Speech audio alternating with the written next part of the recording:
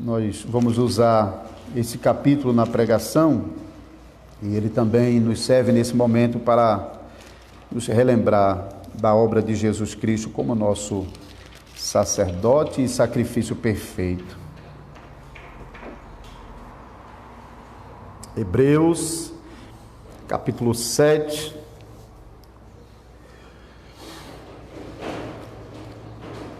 Porque este Melquisedeque, rei de Salém, sacerdote do Deus Altíssimo, que saiu ao encontro de Abraão quando voltava da matança dos reis e o abençoou, para o qual também Abraão separou o dízimo de tudo. Primeiramente se interpreta rei de justiça, depois também é rei de Salém, ou seja, rei de paz, sem pai, sem mãe, sem genealogia, que não teve princípio de dias nem fim de existência, entretanto feito semelhante ao Filho de Deus, permanece sacerdote perpetuamente.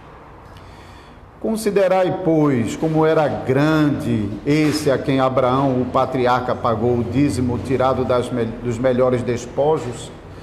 Ora, os que dentre os filhos de Levi recebem o sacerdócio têm mandamento de recolher, de acordo com a lei, os dízimos do povo, ou seja, dos seus irmãos, embora tenham esses descendido de Abraão. Entretanto, aquele cuja genealogia não se inclui entre eles, recebeu o dízimo de Abraão e abençoou o que tinha as promessas. Evidentemente, é fora de qualquer dúvida que o inferior é abençoado pelo superior. Aliás, aqui são homens mortais os que recebem dízimo, porém ali aquele de quem se testifica que vive. E por assim dizer, também Levi, que recebeu dízimos, pagou-os na pessoa de Abraão, porque aquele ainda não tinha sido gerado por seu pai, quando Melquisedeque saiu ao encontro deste. Se, portanto, a perfeição houvera sido mediante o sacerdócio levítico, pois nele baseado o povo recebeu a lei, que necessidade haveria ainda de que se levantasse outro sacerdote segundo a ordem de Melquisedeque e que não fosse contado segundo a ordem de Arão? Pois quando se muda o sacerdócio, necessariamente há também mudança de lei, porque aquele de quem são ditas essas coisas pertence a outra tribo, da qual ninguém prestou serviço ao altar.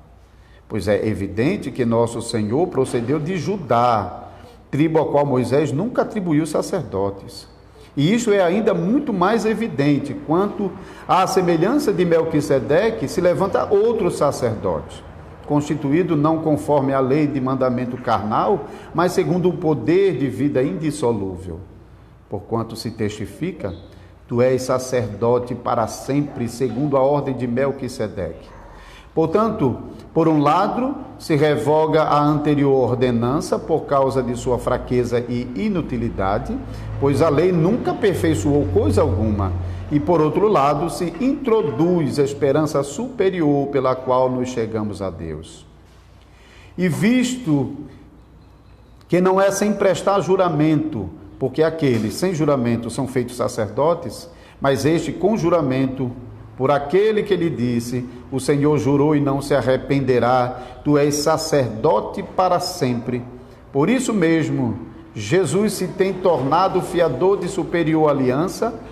Ora, aqueles são feitos sacerdotes em maior número, porque são impedidos pela morte de continuar. Esse, no entanto, porque continua para sempre, tem o seu sacerdócio imutável. Por isso, também pode salvar totalmente os que por ele se chegam a Deus, vivendo sempre para interceder por eles.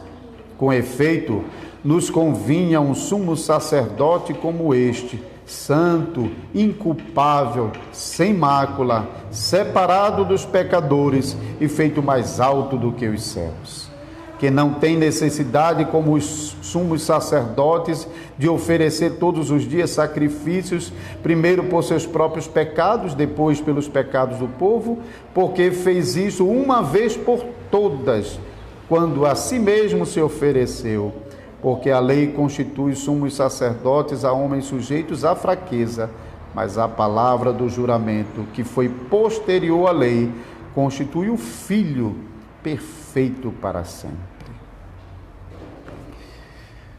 Ainda chegamos ao domingo 30 do Catecismo de Heidelberg, e a pregação usando Hebreus 7 vai tratar o ensino que nós encontramos aqui no domingo 30,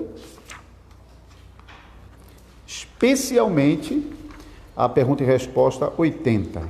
Mas vamos ler todo domingo 30. Qual é a diferença entre a ceia do Senhor e a missa do Papa? Isso é a pergunta e resposta 80, né? A ceia do Senhor nos testifica, primeiramente, que temos o perdão completo de todos os nossos pecados pelo único sacrifício de Jesus Cristo, que Ele mesmo, de uma vez por todas, realizou na cruz. Em segundo lugar, que pelo Espírito Santo somos enxertados em Cristo, o qual está agora no céu, em seu corpo verdadeiro, à mão direita do Pai, e é onde Ele quer ser adorado. No entanto, a missa ensina primeiro que nem os vivos nem os mortos têm o perdão de pecados por meio do sofrimento de Cristo, se Ele não for ainda sacrificado diariamente em favor deles pelos sacerdotes. E segundo, que Cristo está presente corporalmente na forma do pão e do vinho, e neles deve ser adorado. A missa, portanto, não é outra coisa senão a negação do único sacrifício e sofrimento de Jesus Cristo, e é uma idolatria maldita. Pergunta e resposta 81. Quem deve vir à mesa do Senhor?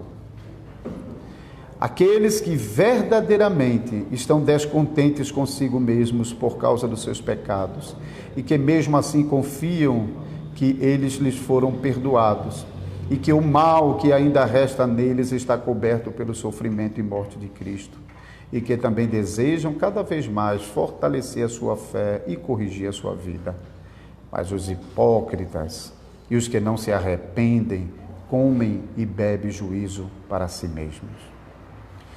Pergunta e resposta 82. Aqueles que por sua confissão e vida demonstram que são incrédulos e ímpios devem ser admitidos a ser do Senhor? Não, porque a aliança de Deus seria profanada e a sua ira se acenderia contra toda a congregação. Por isso, de acordo com o mandamento de Cristo e de seus apóstolos, a igreja cristã tem o dever de excluir tais pessoas pelas chaves do reino dos céus, até que corrijam as suas vidas. Então vamos agora adorar o Senhor cantando o Salmo 115.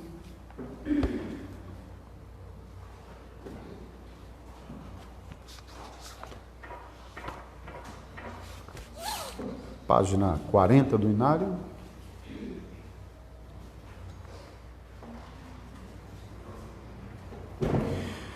Não a nós, Senhor, não a nós, Senhor, mas ao teu nome da glória, por amor da tua misericórdia e da tua fidelidade, porque perguntam as nações: onde está vosso Deus? No céu está o nosso Deus, e tudo faz como lhe agrada. Não a nós, Senhor, não a nós, Senhor, mas ao teu nome da glória, por amor da tua misericórdia e da tua fidelidade, porque confiam as nações em ouro, prata e riquezas, e se afastam do Senhor, que é fonte de todas as bênçãos. Não a nós, Senhor, não a nós, Senhor, mas ao teu nome da glória, por amor da tua misericórdia e da tua fidelidade.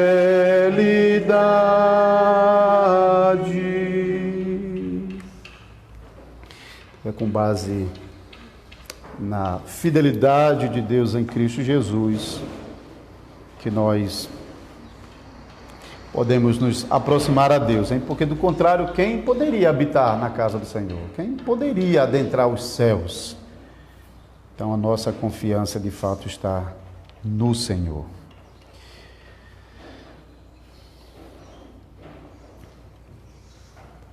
Vamos orar antes de seguir para a pregação. Senhor Deus, nós suplicamos o teu favor e graça mais uma vez, para que assim como o Senhor nos testifica que está conosco por meio da sua palavra, mais uma vez, Senhor, nós possamos ter essa certeza e desfrutar do consolo e alegria pela obra do Espírito Santo em nossa vida, operando esta palavra em nosso coração. Abençoa-nos agora, a cada um de nós que estamos aqui e também aqueles que estão acompanhando em suas casas.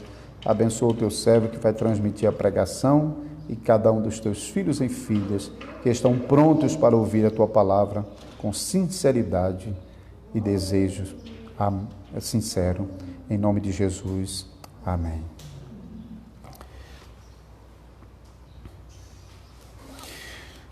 Então, amados irmãos e irmãs em Cristo Jesus, nós hoje ouviremos mais sobre a diferença entre a ceia do Senhor e a missa do Papa. Embora eles usem a missa como aquela celebração que o Senhor Jesus Cristo realizou com os seus discípulos e que por meio dos seus apóstolos ordenou que continuasse sendo realizado na igreja do Senhor Jesus Cristo, nós vamos ver que existem diferenças profundas entre a ceia do Senhor e a missa do Papa. Então, tomando como base o capítulo 7 da carta aos Hebreus, que nós já lemos, nós podemos perceber que já no começo deste capítulo mostra o sacerdócio de Melquisedeque como um sacerdócio superior ao sacerdócio dos levitas. Os versículos 1 a 10 desse capítulo 7 mostra isso. E mostra que Melquisedeque, como um sacerdote superior, ele abençoa Levi e recebe do próprio Levi o dízimo por meio de Abraão, já que na época Levi ainda não tinha nascido. Então o texto ensina que Levi estava nos lombos de Abraão e por meio de Abraão então dá o dízimo a Melquisedeque, porque Melquisedeque então é um sacerdote superior aos sacerdotes levitas. Versículos 7 e 9, pode ver isso. E por isso também é dito que o sacerdócio levítico era imperfeito, provisório, versículo 11. e necessitava, por causa disso, de uma mudança. Versículo 12 e 18 mostra isso. Jesus, por sua vez, era de outra tribo, da tribo de Judá, uma tribo que não recebeu o sacerdócio de Levi. E por causa disso, o seu sacerdócio não derivava de Arão, mas derivava de outra ordem, a ordem de Melquisedeque, versículo 14. Esse sacerdócio superior, o sacerdócio da ordem de Melquisedeque, então, no devido tempo, haveria de remover o sacerdócio levítico, versículo 18, e porque é um sacerdócio não temporário, provisório, mas um sacerdócio que continua para sempre e é imutável, versículo 24. Um sacerdócio que é santo, inculpável, sem mácula, separado dos pecadores e feito mais altos do que o céu, versículo 26. Então, Cristo Jesus, como um sacerdote superior aos sacerdotes levíticos, não precisou repetir esse sacrifício várias e várias vezes, como acontecia com o sacerdócio levítico, mas ele ofereceu um único sacrifício de uma vez por todas, versículo 27. E sendo ele mesmo um sacerdote que permanece para sempre, constitui-se a oferta perfeita pelo pecado, versículo 28. Então, podemos ver com clareza nesse capítulo 7 da carta aos Hebreus, que o sacrifício de Cristo é um sacrifício perfeito. Aconteceu uma vez só, e de uma vez por todas realizou a purificação dos nossos pecados. Não é um sacrifício que precisa ser repetido de novo e de novo e de novo. A obra redentiva do Salvador Jesus Cristo foi consumada na cruz do Calvário de uma vez para sempre. E a partir dali o Filho de Deus voltou para o céu e se assentou à direita da majestade nas alturas, e é de lá que ele deve ser adorado por sua igreja aqui na terra. E lá ele também permanece como nosso mediador à direita do Pai para o nosso bem, orando e intercedendo por nós. O que nós agora provamos no tempo atual não é mais a obra, o sacrifício de Cristo, porque isso já aconteceu lá na cruz do Calvário, já foi completado. O que nós aproveitamos agora são os benefícios que a obra redentiva de Cristo na cruz conquistou para nós.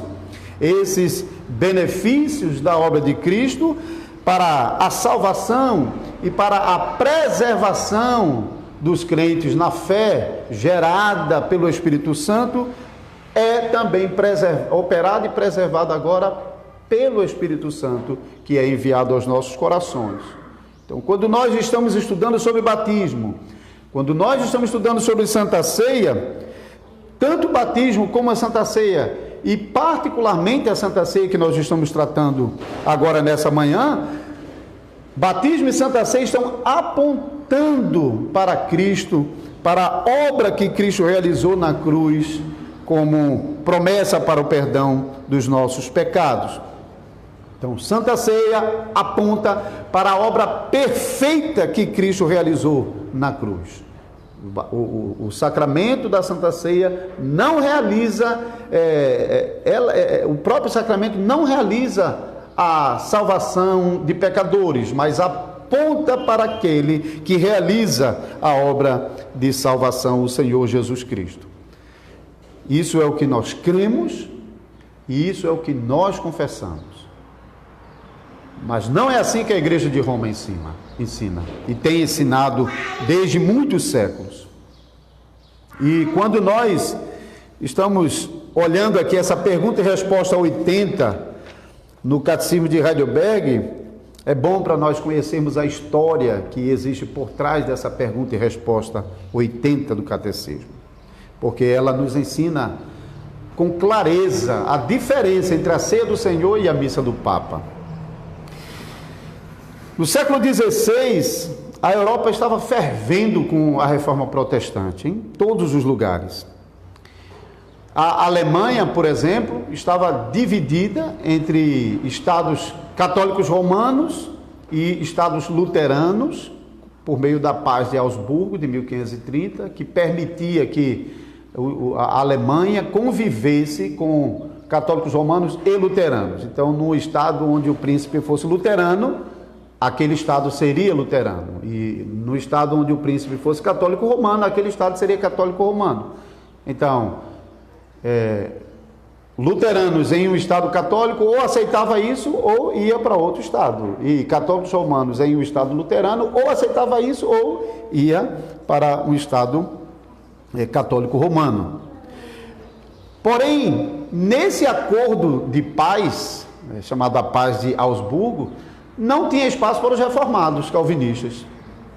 Os reformados não foram contemplados com essa paz. E eles não tinham muito espaço, exceto por um pequeno período de tempo, onde um único dos estados alemães aderiu às doutrinas reformadas, que foi o estado do Palatinado, onde estava a cidade de Heidelberg. No ano de 1562, o príncipe Frederico III, conhecido como o Piedoso, porque existia aquele outro Frederico III da Saxônia, que era chamado de Frederico III o Sábio, que foi aquele que escondeu Lutero, hein? Isso é outra região da Alemanha. Então, o príncipe Frederico Piedoso, que era o príncipe eleitor do Palatinado, pediu para que o pregador da sua corte, Caspar Olevianus, e também para o principal professor da universidade da cidade de Heidelberg, o professor Zacarias Ursinos, que eles preparassem um catecismo a fim de explicar as doutrinas reformadas para os súditos do seu principado. E assim foi preparado o catecismo e veio a ser reconhecido com o nome, da cidade onde o catecismo foi preparado. Então, na cidade de Heidelberg, ficou conhecido então como Catecismo de Heidelberg. O príncipe Frederico selou com o seu anel a primeira edição do Catecismo de Heidelberg, no dia 19 de janeiro de 1563. Vocês vão entender por que eu estou mencionando datas aqui. Não é só para contar a história.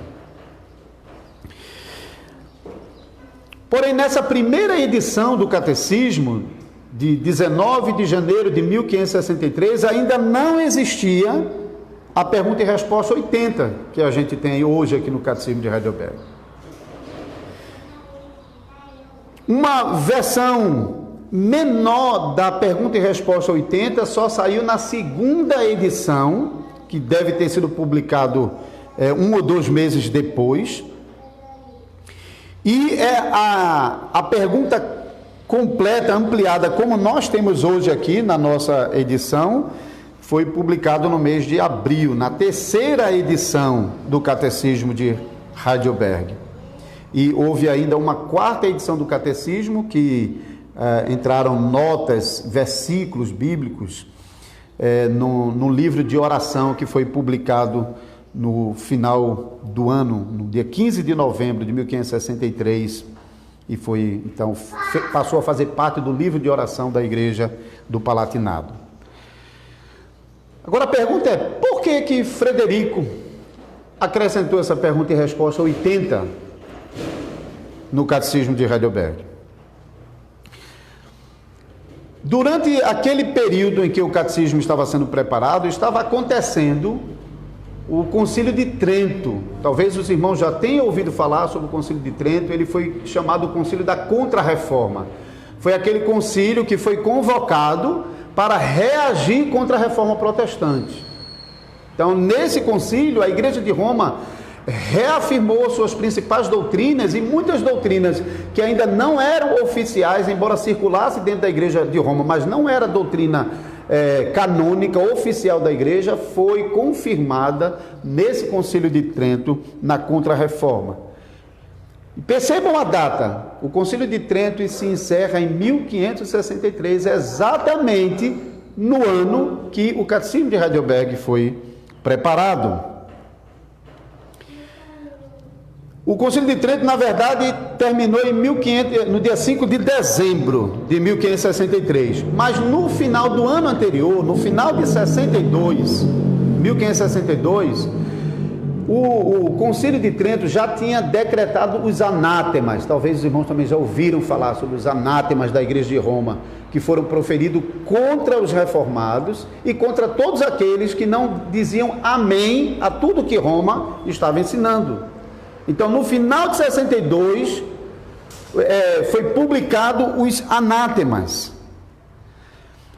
O príncipe Frederico, o sábio, o piedoso do Palatinado, reagiu imediatamente a essa decisão do Papa no Concílio de Trento. E então ele mesmo rascunhou aquilo que é a pergunta e resposta 80, porque o catecismo já tinha sido preparado por Zacarias Ursinos e Gaspar Olevianos, mas o próprio príncipe rascunhou a pergunta e resposta 80, explicando que aquilo que a Bíblia ensina sobre a ceia do Senhor é diferente daquilo que o Papa estava ensinando sobre o sacramento da Eucaristia.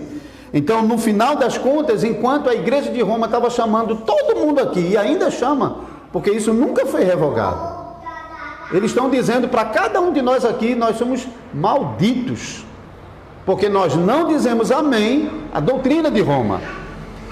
O príncipe reagiu de uma maneira muito diferente, embora as palavras inicialmente possam causar alguma estranheza. No final da pergunta e resposta 80, nós lemos assim: a missa, portanto, não é outra coisa senão a negação do único sacrifício e sofrimento de Cristo na cruz, e é uma idolatria maldita. Algumas pessoas acham muito forte o catecismo usar essa expressão, hein? E tem gente que nem quer usar. Mas observe uma diferença. O catecismo não está chamando ninguém de maldito.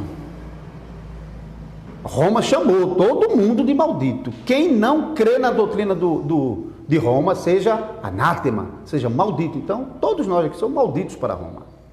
O catecismo não fez isso. O catecismo é pastoral. Quem conhece o catecismo de Heidelberg e está aprendendo sobre ele, percebe o caráter pastoral do catecismo. O que ele está dizendo é: essa doutrina de Roma é uma doutrina maldita. Saia debaixo dela. Essa é a mensagem do catecismo. Abandone essa doutrina. Se arrependa, se converta. Então, embora a palavra realmente seja uma palavra forte, ela não é dirigida a pessoas. Ela é dirigida ao erro de Roma, à heresia de Roma, de transformar o sacramento da Eucaristia em um sacrifício. Então vamos dar uma olhada mais de perto nas diferenças entre a ceia do Senhor e a missa do Papa, que nós podemos perceber nessa pergunta e resposta 80 e que nós também podemos perceber quando nós relemos o capítulo 7 de Hebreus. A primeira diferença entre a ceia do Senhor e a missa do Papa é que a ceia do Senhor ensina que o perdão dos nossos pecados vem do único sacrifício que Jesus Cristo realizou na cruz, de uma vez por todas. A missa, indo contra a doutrina da palavra de Deus, ensina que o sacrifício de Cristo se repete a cada missa, ou alguns, para disfarçar o seu erro, dizem que ele não se repete, mas se atualiza. De qualquer forma, está acontecendo uma atualização naquele momento em que a missa está acontecendo. Então tem duas coisas erradas nessa afirmação de Roma, porque eles estão dizendo que o único sacrifício que Cristo realizou de uma vez por todas na cruz do Calvário não é suficiente para o perdão dos pecadores, se os pecadores não participarem daquele sacrifício que está sendo atualizado mais uma vez no altar da missa pelos sacerdotes. Então eles ensinam que nem o sacrifício de Cristo é suficiente e coloca a obra de redenção dependente do sacerdote que está realizando. Eles ensinam que quando o padre está celebrando a missa e faz a recitação do texto e até balança lá o sino, está acontecendo a transformação do pão ou da hóstia em corpo de Cristo e do cálice de vinho em sangue de Cristo. Por isso eles chamam de sacrifício da missa, porque eles acreditam que estão ali presentes realmente, fisicamente, literalmente, corpo e sangue de Jesus Cristo. E então eles repetem nos anátemas: aquele que disser que na missa permanecem pão e vinho, sejam anátemas, sejam malditos aquele que disser que ali ainda é pão e vinho. Embora você esteja olhando e vendo pão e vendo vinho, você tende a afirmar que ali não é mais pão e vinho, é corpo e sangue. Quem não afirmar isso é maldito. Cristo, para eles, está sendo sacrificado de novo cada celebração da missa. Mas a Bíblia não ensina isso. A palavra de Deus não ensina que Jesus é oferecido de novo e de novo e de novo. Como também não ensina que Jesus está sendo oferecido pelas mãos dos sacerdotes. Os últimos versículos do texto que nós lemos de Hebreus 7, observe que não tem necessidade, como os sumos sacerdotes, de oferecer todos os dias sacrifícios, primeiro por seus próprios pecados, depois pelo pecado do povo, porque fez isso uma vez por todas, quando a si mesmo se ofereceu. Porque a lei constitui sumos sacerdotes a homem sujeito à fraqueza, mas a palavra do juramento, que foi posterior à lei, constitui o Filho perfeito para sempre. Então, percebam nesses dois versículos que Cristo não é oferecido pelos sacerdotes. Os sacerdotes do Antigo Testamento ofereciam os animais como sacrifício que apontavam para Cristo, mas Cristo não é oferecido pelos sacerdotes. A Escritura também não fala que Cristo é oferecido várias vezes, como os sacerdotes faziam com os animais no Antigo Testamento. Mas ele é oferecido uma única vez, uma vez por todas.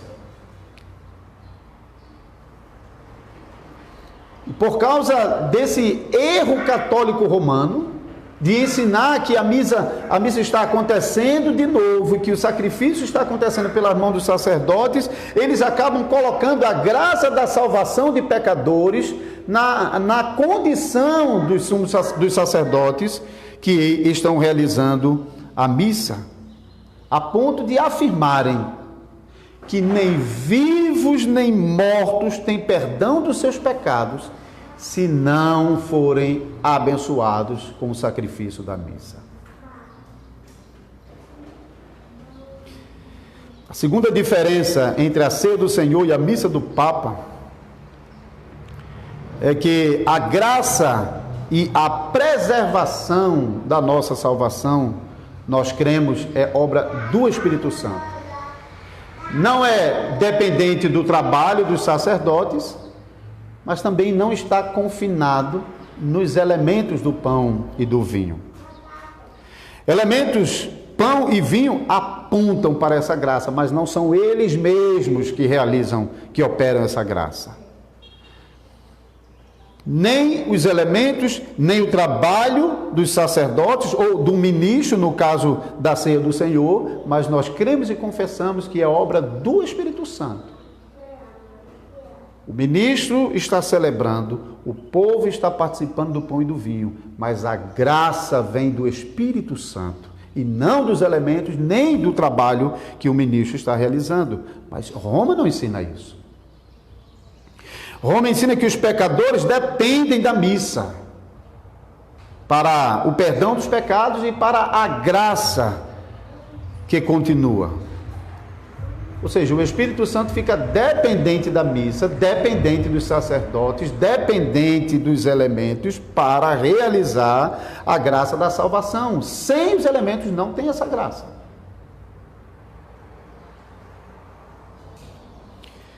Terceira diferença entre a ceia do Senhor e a missa do Papa. Nós cremos que a presença de Cristo Jesus na ceia é uma presença espiritual. Nós já falamos isso em pregações anteriores. Nós não seguimos o erro zwingliano de reduzir a Santa Ceia a um mero simbolismo vazio de qualquer graça. Nós fugimos desse extremo, mas nós também não ficamos no extremo de Roma de afirmar que Cristo está corporalmente presente no pão e no vinho.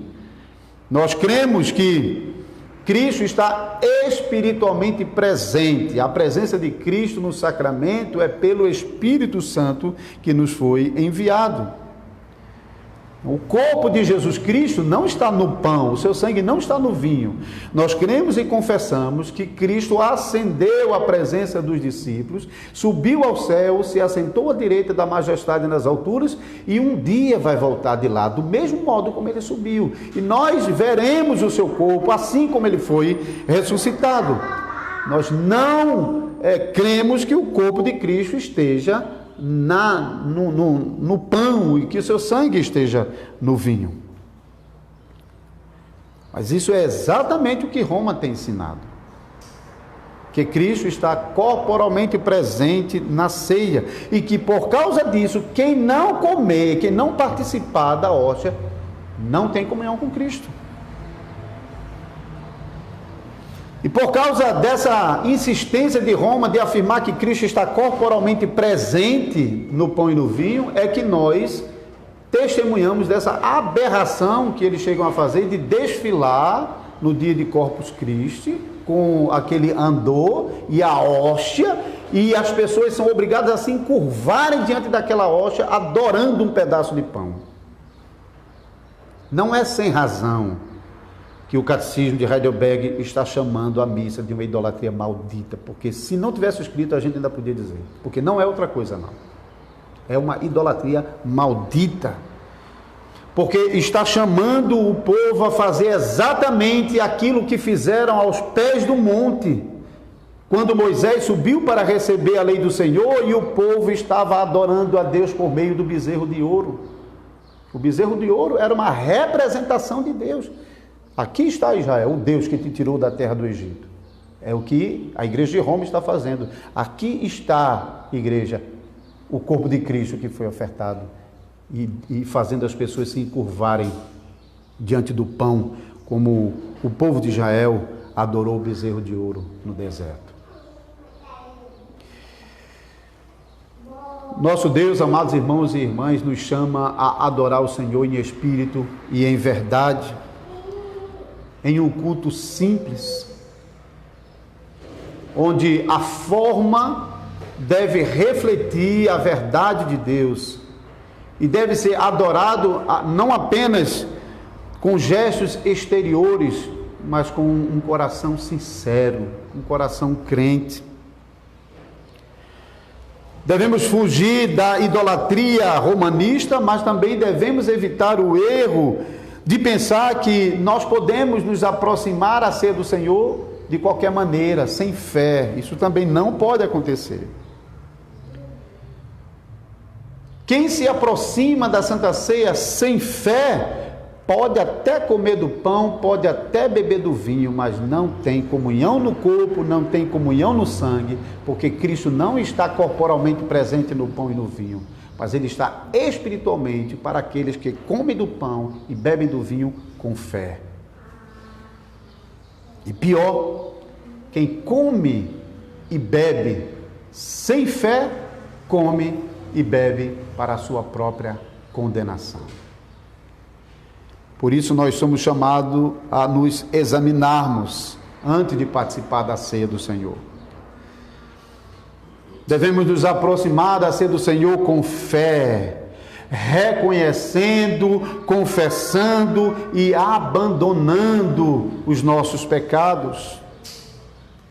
Nos aproximamos à Santa Ceia com fé, confiando de verdade na promessa que Cristo nos faz na Santa Ceia de que todos os nossos pecados são perdoados no único sacrifício que Cristo realizou na cruz do Calvário, de uma vez por todas.